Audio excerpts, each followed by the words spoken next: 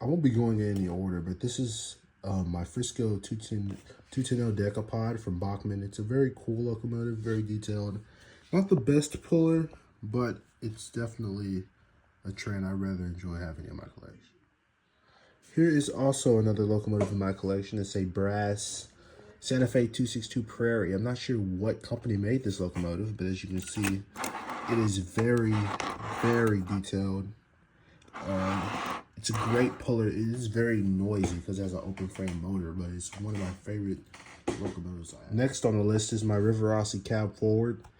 I have done some slight weathering to it, but it's nothing that's gonna, look like it's been sitting in a dead line. But it's really not a great puller, but it's one of my favorite locomotives I have in my collection. I got it from a local collector, and it has a special part in my collection. Next is my New York Central H10B PFM SKI model. It's a brass locomotive, and this is my most detailed brass locomotive by far.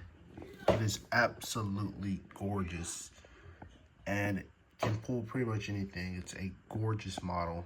Probably my favorite brass locomotive I currently have, besides one other you'll see later. I'll be getting into my New York Central engines now, so this is the first one I have. I have 3. Here's another one of my brass locomotives. This is my New York Central K5B. It's a sunset brass locomotive, and I had to do some heavy repairs for it because, unfortunately, one of the wheels came off the axle, so I had to put the wheel back on, re-quarter it, and it runs perfectly fine now. And the weathering job is very, very heavy, which represents the older, end of steam era. So I really like this locomotive. Here's a shot of the front. Next is my BLI Dreyfus Hudson. As you can tell, this is a staple in any New York Central fans collection. It's a great brass locomotive. It's not the best puller. I got it at a very big discount.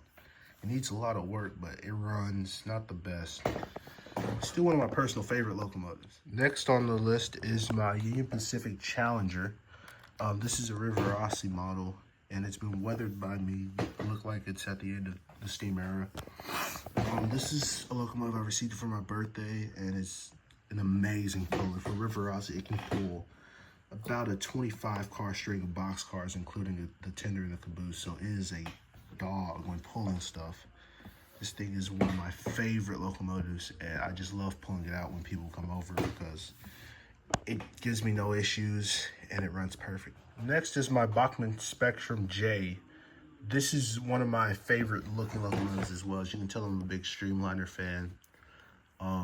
This one also isn't a great puller, and it clicks a lot. I don't know if a gear is broken or something, but it comes out occasionally, and it doesn't run the best, but still a great looking model.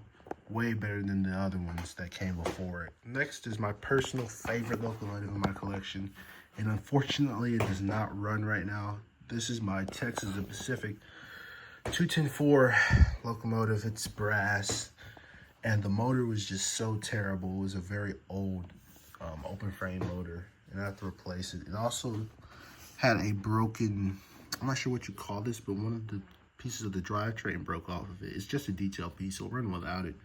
But unfortunately, I am kind of a stickler for details, so I won't run it until I get it back on there. So this guy will pretty much be a shelf queen, but it's still a gorgeous model. It's an LMB brass. Next is my Missouri Pacific 282. This is a Hallmark brass locomotive, and it unfortunately has some detail up at the front. Detail pieces missing, but this thing is just gorgeous, man. See the engineer and the fireman in the cab. See if it focuses. Yeah, the coal load is amazing. It's very heavy, and it's just a showstopper when it runs. Hopefully I can get those detail pieces reattached and run it much more often. Next is my P73 Pacific, I think. I'm not sure if this is a P73 actually, but this is a Missouri Pacific 462, and it is absolutely beautiful, and it does not run.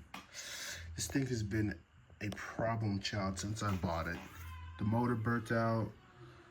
There were pieces wrong with the drivetrain. I got that fixed. Now the gearbox is completely stripped. So This guy has given me the most issues out of any model I've ever owned, but I will not give up on it. I might make a video trying to repair it eventually, but this guy right here is just gorgeous. Let me turn it around so you guys can see the side.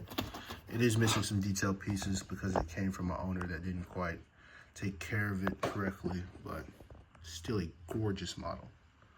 Next, I decided to group these locomotives in sort of the same group. These are very bad running or just parts locomotives that I'm working on. These are all switchers pretty much. This one is a former American Flyer HO switcher with a Missouri Pacific tender. It's very cool looking. I have a Mantua Docksider. This one actually runs, but I just don't run it too much because it's rather noisy.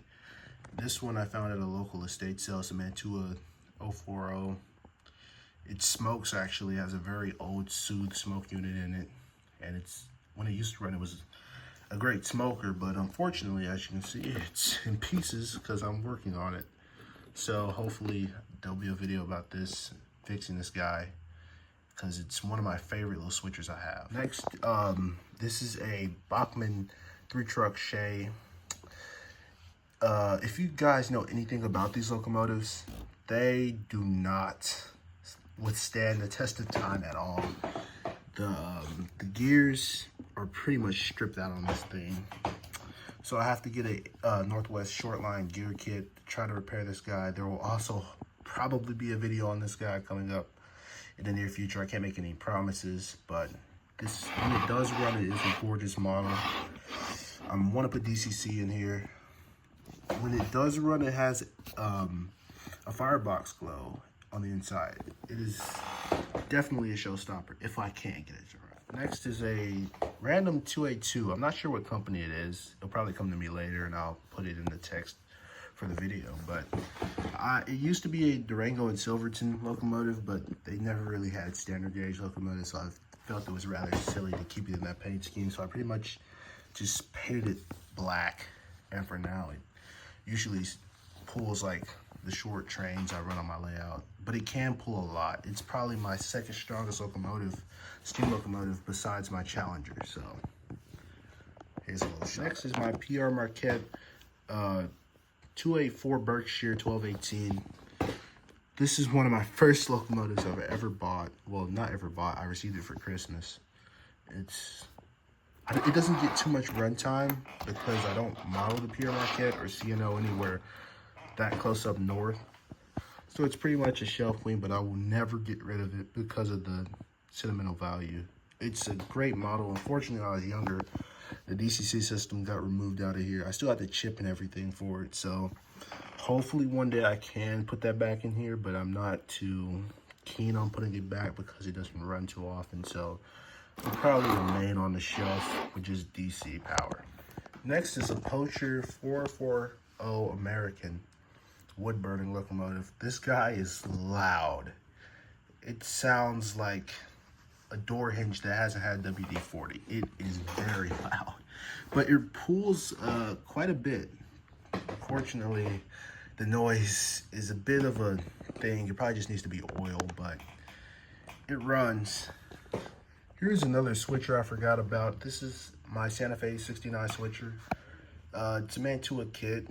I got it from a local person in an estate sale, and it runs okay. It's not too good of a switcher, actually, so it doesn't get much runtime either, but it is a very well done locomotive. As you can see, whoever painted this did a decent job on it, and yeah. Here is also another brass locomotive, but this guy is in terrible shape. This is supposed to be a Timken 4 Aces, actually. It's just been beat up so bad. This was actually my first brass locomotive. I didn't pay that much for it. And hopefully one day this will be a series of me stripping the black paint off of it and painting it into the Timken 4 Aces scheme, which is, in my opinion, one of the greatest schemes in railroading history. As you can tell by the video, I'm a big project locomotive sort of guy. And I got this DCC Sound GS4 Daylight for only 80 bucks. The sound chip and the DCC board are all fine. Unfortunately, the pin is snapped off. One of the wires is snapped off. I'm not sure you can see it, but one of them is snapped off, which is a very common issue for Bachmann. I wish they had thicker wires like BLI, but you know, this is sort of a budget model. But the sounds are very good. It is missing the roof as well, which is why it was probably marked down so low. But it will definitely run, so there'll probably be a video on this, fixing this eventually. And the final locomotive of my steam collection, I've decided to make this a two-part thing with my steam and diesel collections in two separate parts. This is my Bachmann Thomas, one of my first models ever. It runs great. I don't give it too much run time unless there's a little kid coming over and they want to see, you know, Thomas. But usually stays on my shelf chilling out until I need it.